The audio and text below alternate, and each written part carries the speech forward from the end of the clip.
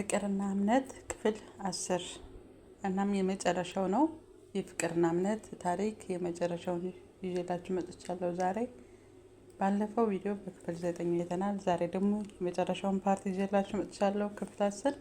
ሰላም ጤና ይስጥልኝ ውድና የተከበራችሁ የዲናይ ጎንደር ዩቲዩብ ተከታዮች በሙሉ በያላችሁበት የዓለም ዳርቻ ሰላማችሁ ብዝት ትረፍረፍ ያለ ይሁን እያልኩኝ ዛሬም በተለመደው በአዲስ ቪዲዮ ይዤላችሁ መጥቻለሁ። ፍቅርና እምነት ክፍል 10። ለዲናይ ጎንደር ዩቲዩብ አዲስ የሆናችሁ ሰብስክራይብ እያደረጋችሁ ሁሌም አዳዲስ ቪዲዮዎች አዝናኝና አስተማሪ ቪዲዮዎች እንዲደርሷችሁ የደወል ምልክቷን ማጥቆራችሁን አትርሱ። እናመሰግናለን። ቤተሰቡ ናችሁ ለምታበረታቱኝ እህት ወንድሞች፣ በኮሜንትም በሁሉም በሀሳብም ለምታበረታቱኝ እህት ወንድሞች ከልብ አመሰግናለሁ። እግዚአብሔር ያክብርልኝ። እሺ፣ ፍቅርና እምነት ክፍል 10። ብሌን ብዙ እያሰበች የበረራውን ሰዓት ትጠባበቃለች። ለቶማስ ስትደውል አያነሳም። እንደ ከፋው ስላወቀች ደጋግማ አልደወለችም። የበረራው ሰዓት ደርሶ ጉዞ ጀመሩ። በሰላም ደርሰው የሚቀበሏቸው መጥተው ወደ መኖሪያ ቤታቸው ሄዱ። ሰዓቱ የኢትዮጵያ ሊነጋጋ ነው። ብቻ ግን ምንም ሳታቅማማ ብሌን እንደደረሰች ቶሎ ሞባይል ፍለጋ ወደ ቶማስ ደወለች። ቶማስ ማታ አንደተኛ ነው ልብሱንም አላወለቀውም። ከነ ልብሱ ምንም ሳይለብስ ነው የተኛው። ድንገት ግን የስልኩ ጥሪ ቀሰቀሰው። እንደምንም ዳብሶ ስልኩን አነሳው። ሀኒ የሚል የሚጣፍጥ ድምፅ ሰማ። ከምኝታው ብድግ አለ። ብድግ ብሎ ቆመ። የሚይዘው የሚጨብጠው ጠፋበት። እናቴ አለ እየተርበተበተ። አዎ ሀኒዬ፣ እኔ ነኝ። ደህና አደርክ? ቀሰቀስኩህ አይደል አለችው። አይ አልቀሰቀስሽኝም፣ ደህና ነኝ እናቴ፣ ናፍቀሽኛል እኮ አላት። እኔም ናፍቀኸኛል እኮ ሀኒዬ አለችው። ትንሽ አወሩ። ትንሽ ቆይታ ደግሞ እንደምትደውልለት ነግራው ስልኩ ተዘጋ። ቶማስም ስልኩን ደረቱ ላይ ለጥፎ ቀስ ብሎ ካልጋው ስር ቁጭ አለ። ከፊት ለፊቱ የእሱና የእሷ የሰርግ ፎቶ ተመለከተ። ፎቀቅ ብሎ አምጥቶ ወደ ደረቱ አስጠግቶ እቅፍ አደረገው። ዘላለሜን አፈቅርሻለሁ፣ ያላንቺ ቤቱ ብቻ ሳይሆን እኔነቴም ባዶ ነው አለ። ብሌን ስልኩን ዘግታ ሻንጣዋን ይዛ ወደ ክፍሏ ገባች። ሻንጣዋን ከፈተችው። ከልብሷ ውስጥ ፈልፍላ አንድ የቶማስን ቲሸርትና አንድ የቶማስን ሸሚዝ አወጣች። ጭምቅ አድርጋ ወደ ደረቷ አስጠጋችው። በደንብ ሽታውንም አሸተተችው። አፈቅርሃለሁ እስከ መጨረሻዬ፣ እስትንፋሴ ነህ፣ ያላንተ ባዶ ነኝ አለችው። ከዛም ሻወር ወስዳ የቶማስን ቲሸርትና ሸሚዝ ለብሳ ከታች ቁምጣ አድርጋ ወደ ጓደኞቿ ተደባለቀች። ብሌን ገና ከኢትዮጵያ ስትነሳ ነው ሲም ካርድ ተዘጋጅቶ እንዲጠብቃት ያዘዘችው። እሱም ተዘጋጅቶላት ነበረ። ስልኳን አምጥታ ሲም ካርዱን አስገብታ አፕሊኬሽኖችን መክፈት ጀመረች። ከዛም ስካይፕ ቶማስን አወራችው። በጣም ገረመው። ሸሚዙን ለብሳው ሲያያት በቃ ደስ አለው። ብሌን ከዛን እለት ምሽት ጀምሮ ስራ ጀመረች። በአጋጣሚ ሁሉ ግን ታወራዋለች። እሱም የምትለውን ሁሉ ይሰማታል። በቃ በጣም ብትናፍቀውም ችሎታል። እሷ እንደዛው። ብሌን እህቷ ጋር ደወለች። ስለ ጤናነቷም ጠየቀቻት። ተሽሏታል፣ በጣምም ደህና ናት። ብሌን ደስ አላት።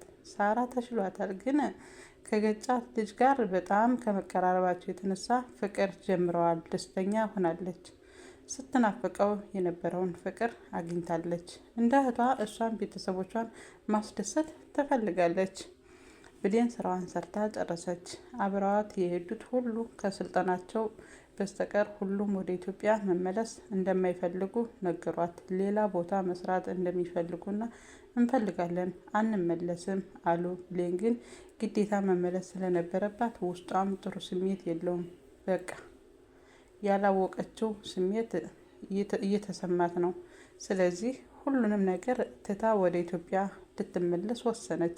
ለቶማስም ነገረችው። በጣም ደስ አለው። ሁሉንም ትታ ከአሰልጣኟ ጋር ተመልሳ ወደ ሀገሯ መጣች። ቶማስ ኤርፖርት ሄዶ ተቀበላት። ሲያያት ተንደርድሮ ተጠመጠመባት። የደስታ እንባ አለቀሰ። እኔ እንዴ ሀንዬ ሲሄድ አልቅሰህ ስመጣ አልቅሰህ አለችውና ተሳሳቁ።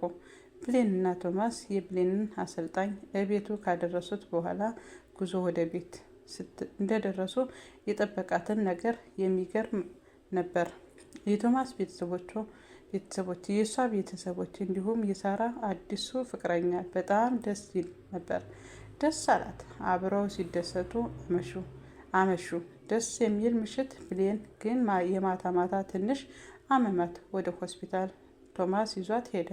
በደንብ ከተመረመረች ከምርመራው በኋላ ውጤቱ ድረስ የሚገርም ነበር። ለማመን የሚከብድ የብሌን የ3 ወር ነፍሰ ጡር ናት። በጣም ተደሰቱ። በቃ ቶማስ የደስታ እንባ ተንበርክኮ አለቀሰ። ብሌንም ሳታስበው እንባዋ ይወርዳል። ብሌንና ቶማስ ለቤተሰብ ደውለው ተናገሩ። በደስታ ላይ ደስታ። በቃ ከዛ ቀን ጀምሮ ቼክ አፕ ጀመረች። በየወሩ ትመላለሳለች። በመካከል ሳራ መስፍንን አገባች። መስፍን ማለት የገጫት ልጅ ነው። ድል ባለ ሰርግ ተጋቡ። ብሌን የ6 ወር ነፍሰ ጡር ሆናለች። አንድ ቀን ብሌንና ቶማስ የልጃቸውን የልብ ምት ለመስማት አብረው ሆስፒታል ሄዱ። የሚገርም ተአምር ተፈጠረ። ብሌን ያረገዘችው 1 ሳይሆን 2 ነው። ቶማስ ማመን አልቻለም። በቃ ደስ አለው።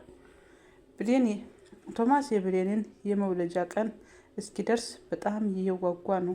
እሷም በጣም ይንከባከባታል። አንድ ቀን እንዲህ ሲል አሰበ።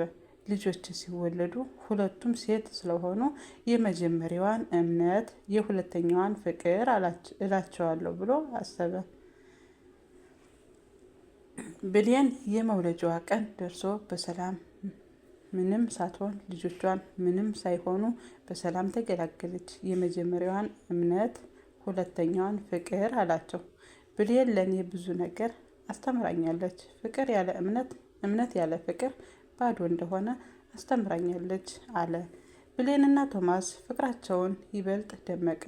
አንድ ቀን ቤተሰብ ተሰብስቦ የልጆቻቸውን የ6 ወር እየተከበረ ነው። ቶማስ አንድ ነገር መናገር እፈልጋለሁ አለ።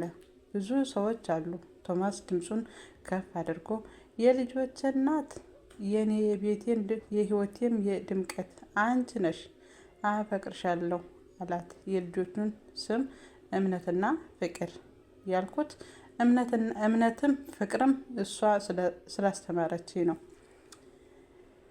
እምነትንም ፍቅርንም እሷ ስላስተማረች ነው። ዘላለሜን አፈቅርሻለሁ አላት። እሷም አፈቅርሃለሁ ሀንዬ፣ የልጆች አባት፣ የእምነትና የፍቅር አባት፣ ለኔም ውዱ ባለቤቴ ብላ ትረካውን በዚህ ፈጸሙ ማለት ነው።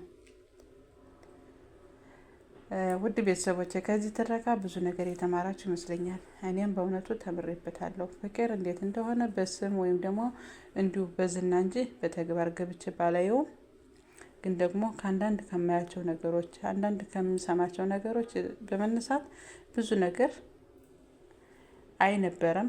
ግን ደግሞ አሁን ፍቅርና እምነት ከሚለው ታሪክ ከ1 እስከ 10 ድረስ ብዙ ነገር ተምሬበታለሁ። በእውነቱ ትዕግስት እንዴት እንደሆነ ፍቅርና እምነት በሁለቱ ሲጣመር ምን ያክል ፍሬ እንደሚያፈራ፣ ምን ያክል እንደሚያስደስት፣ ዋጋ ቢከፈልበትም እስከ መጨረሻው ድረስ ደስ የሚል ነገር እንደሚሆን ተምሬበታለሁ እና እናንተም ደግሞ የተማራችሁትን ሀሳብ አስተያየት በኮሜንት እንድትገልጹ እንዲሁም የዘወትር ትብብራችሁን በላይክና በሸር እንዳትረሱ። እናመሰግናለን።